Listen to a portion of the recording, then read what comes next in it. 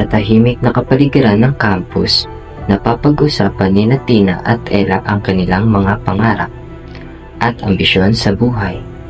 Subalit, sa likod ng bawat ngiti, may mga takot at pagkabalisa na nagtatago. Uy, kamusta naman? Maayos lang naman. Ikaw, kamusta? Okay lang din. Alam mo, excited na talaga ako graduate kasi pangarap ko talaga tulungan ng pamilya ko. Alam mo yun? Oo, ako nga rin eh. Gusto ko din makagraduate pero minsan parang nakaka-pressure din, di ba? Alam mo yun. Uy, pero alam mo si Mark, may alam siyang paraan na makakatakas sa stress. Bakit si Mark? Di ba may balita na delikado siya?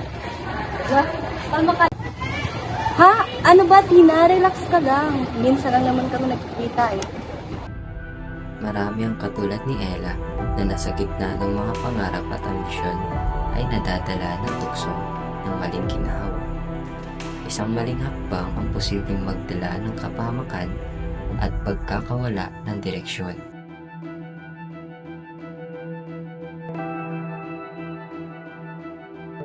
Sa isang eskinita na tahimik na nagkikita sina Mark at Ella.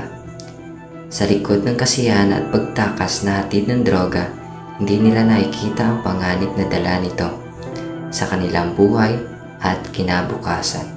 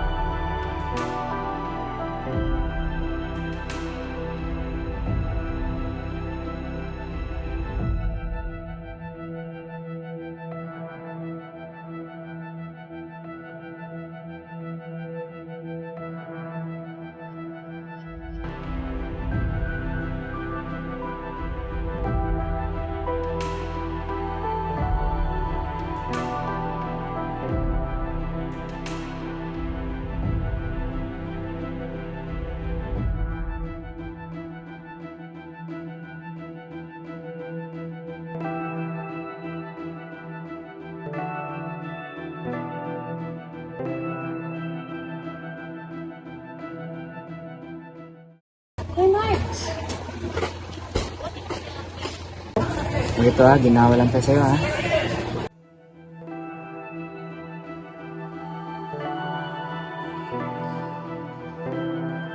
Salamat, Mark. Kailangan ko lang talaga ng konting support eh. Ano to? Bakit kasama ni Ella si Mark? At may hawak pa siyang ganun? Si Paulo ay puno ng pangamba para sa kanyang kaibigan, si Ella. Sa simpleng pagpapakawala ng problema, hindi alam ni Ella na siya ay unting-unting nagiging alipin ng droga. At sa bawat tikim ng kasiyahan, isang hakbang papalayo sa kanyang mga pangarap.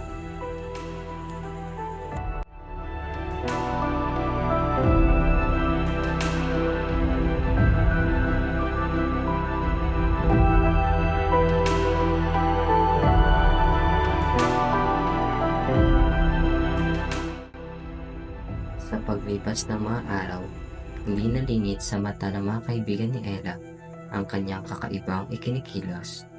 Mga kilos na hindi nila dating nakita sa masayahin si Ella.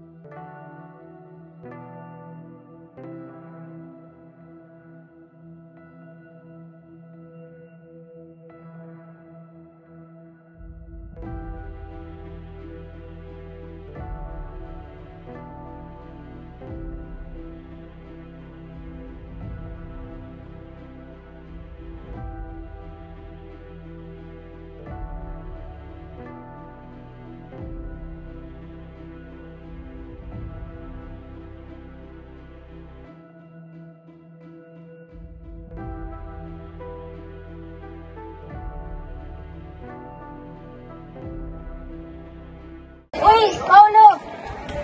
Uy, halika!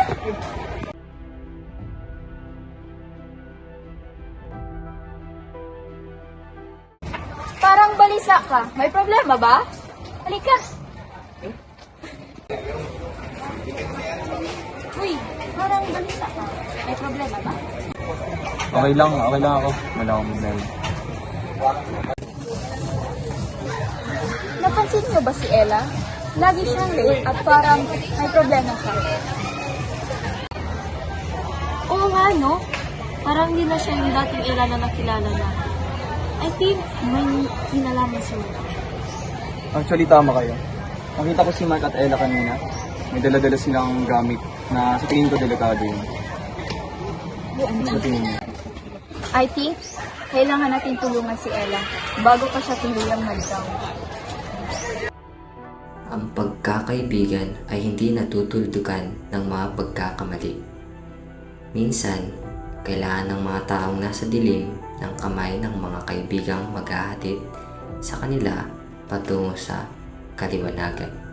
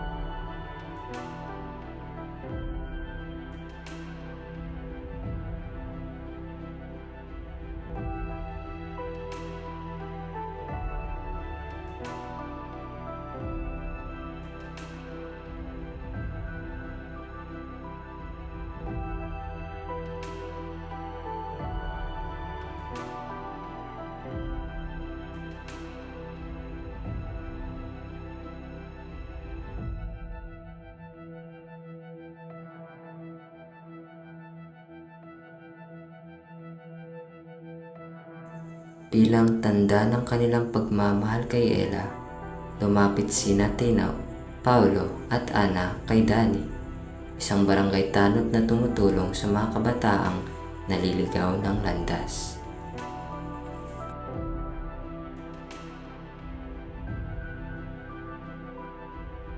Buti pumunta kayo dito. Nakakabahala talaga yung mga ganitong insidente, lalo na sa mga kabataan. Pero, tandaan nyo ha, walang agarang solusyon dito. Ano po ba pwede namin gawin, Kuya Danny? Ganito, una, kausapin niyo siya. Kailangan malaman niya yung mga masamang mangyayari sa kanya pag tinuloy niya pa yung mga ganitong mga bisyo niya. Pero una, kailangan pa natin ng mga suporta ng kanyang mga magulang at mga guro at ng komunidad. Ang pagtatagumpay laban sa droga at krimen ay hindi trabaho ng iisang tao, kundi ng buong komunidad. Ang pagkakaisa ang tanging sandata upang mailigtas ang mga nawawala.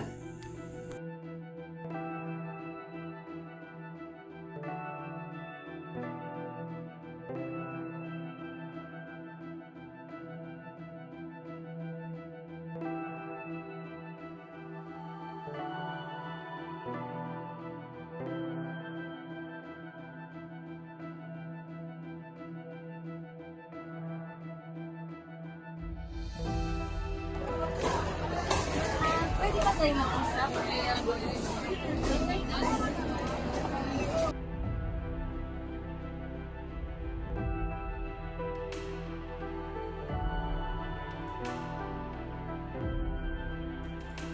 Dala ng tapang at pagmamahal Hinarap ng mga magkakaibigan si Ella upang subukang gisingin ang kanyang tunay na pagkatao at ibalik siya sa tamang landas.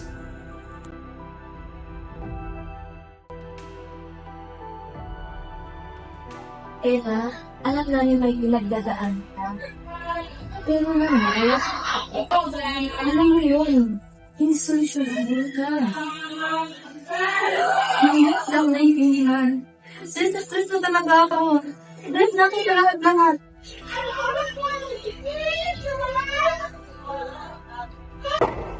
We do understand you, Ella, pero hindi ito yung tamang daan.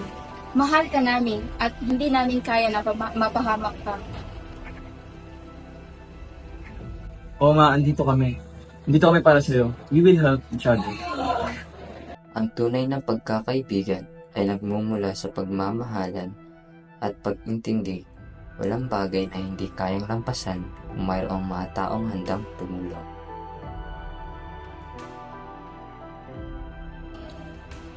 Salamat sa inyong lahat. Akala ko wala na akong pupuntahan. Sumama lang naman ako kay Mark dahil akala ko makakatulong yun eh. Tama ang iyong naging sa desisyon, Ella. Andito kami, Ella, para sa'yo. Buti naman at iyan ang iyong naging desisyon. Yan ang unang hakbang sa pagbabago.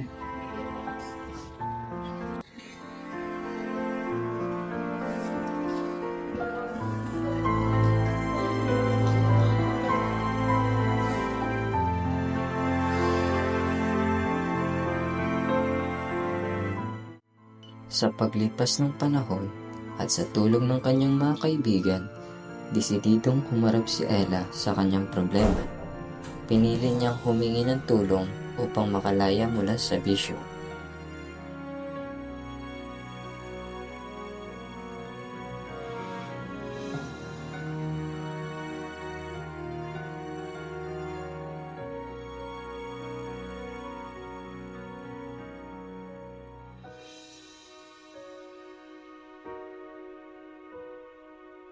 Ang kwento ni Ella ay isang paalala na ang pagbabalik loob ay posible sa tulong ng mga kaibigan, pamilya at komunidad. Sa sama-samang pagtutulungan, mapagtatagumpayan natin ang hamon ng droga at krimen.